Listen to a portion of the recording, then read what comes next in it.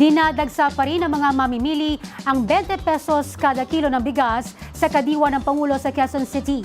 Bukod dito, mabibili rin ang mga abot kayang presyo ng gulay at pampasalubong. Si Ana Perea para sa 13 sa tanghali. Patuloy na pinipilahan at tinarayo ang kadiwa ng Pangulo sa Bureau of Animal Industry Compound sa Visayas Avenue. Kabilang nga sa mga nakipila ngayong araw, si Nanay Cristita na alas 4 pa lang ng umaga ay bumiyahe na mula Litex para mauna sa pila ng kadiwa. Kahit nasabihin natin na medyo malayo, sinusulit namin yung pagpunta namin. Kaya bumibili kami ng mga kailangan namin talaga sa bahay, pang-stock sa bahay. Bumibili kami para pang isang linggo namin budget sa bahay. Iwebisan ulit, punta ulit kami. Bata at matatanda, nakipila at nakigulo para mag-avail ng Benting Bigas Meron na program at ng mga abot kayang presyo ng gulay ng Asosasyon ng Agripreneur Cooperative. Mura kasi ang gulay dito. Below 100 pesos, makakabili ka na ng kangkong, sayote, kamatis, kalabasa, repolyo, pechay, talong, kamote, gabi, cauliflower, patola at patatas.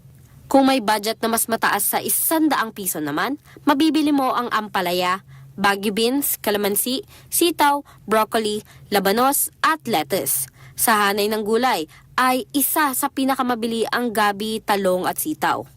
Naglalaro naman mula 50 hanggang 150 pesos ang pampalasa na talaga nga namang ikinatuwa ng mga mamimili.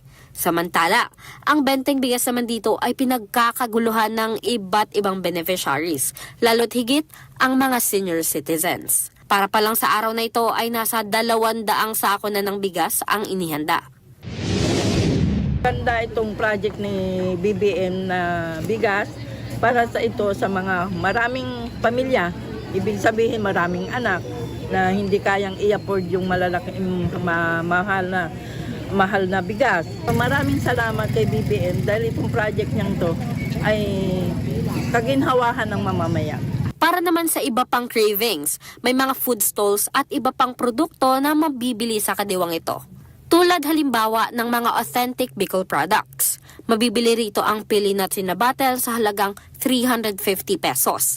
Pinakamura naman dito ang banana chips na 60 pesos per pack. Habang tig 100 piso naman ang iba't ibang chips, chili garlic, pansit bato at danggit. Hinahanap-hanap rin ng sardinas na 20 lang per can. Meron ding variety ng Spanish-style sardines for only 50 pesos. At kung gusto ng baon o pasalubong sa mga pamilya, may tindahan dito na nagbebenta ng hopya at pastillas. Available na rin ang kanilang homemade vinegar na 80 to 100 pesos kada litro. Para sa totoong balita sa Bagong Pilipinas, Ana Perea ng D1 1206 para sa 13 sa tanghali ng Congress TV.